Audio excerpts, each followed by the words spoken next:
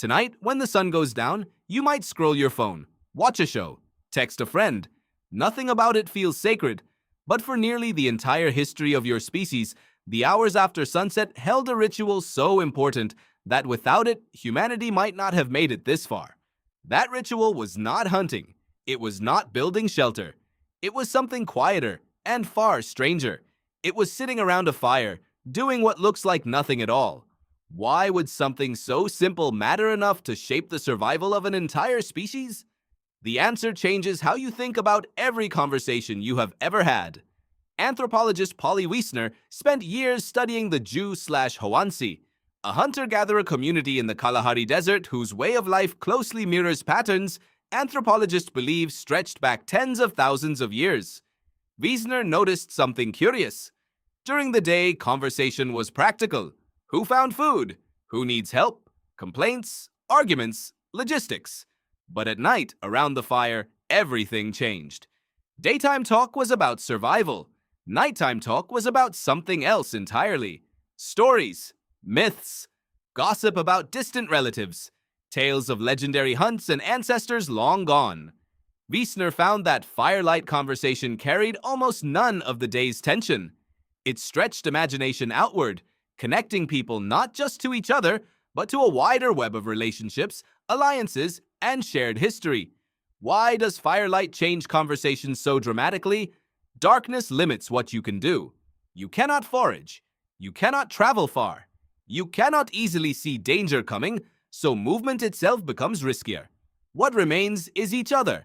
And in that stillness, something remarkable happens.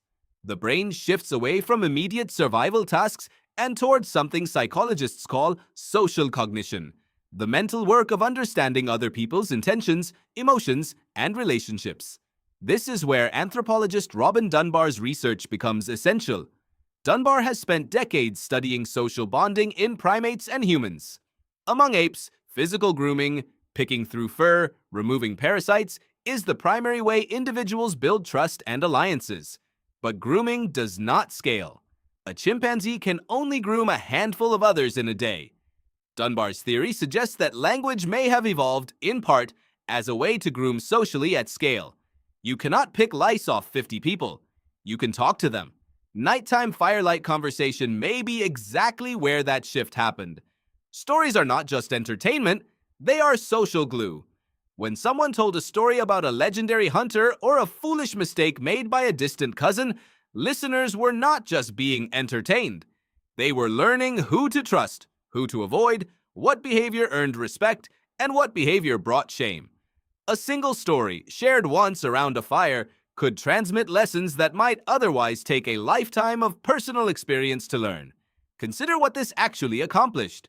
A tribe that shared stories at night developed something closer to a collective memory. Knowledge about which plants were poisonous, which neighboring groups could be trusted, how to handle a difficult birth, or a failed hunt, or a betrayal. None of this had to be relearned by every individual through painful trial and error. It could simply be told and remembered and passed forward. There is a darker, equally important piece to this ritual. Archaeologist Paul Pettit has studied some of the earliest evidence of deliberate human burial dating back over 100,000 years. Bodies were not simply discarded. They were positioned carefully, sometimes surrounded by ochre, a red pigment, sometimes accompanied by tools or ornaments, objects with no practical use for the dead, but enormous meaning for the living. Why would early humans spend precious time and energy on the dead, when survival demanded every ounce of effort be spent on the living? Pettit argues that these acts were never really about the deceased at all. They were rituals for the survivors. A shared moment of grief, marked deliberately, reinforced the bonds between the people left behind. Grief, expressed together, was itself a kind of glue holding the group together after loss. Put these threads together, and a pattern emerges. Firelight storytelling, shared grief rituals, repeated patterned behaviors performed collectively at specific times for reasons that were never purely practical. This is the essence of ritual. And ritual, it turns out, may have been one of the most powerful survival tools your species ever developed. Here is why this matters so much. A single human, alone, is remarkably fragile.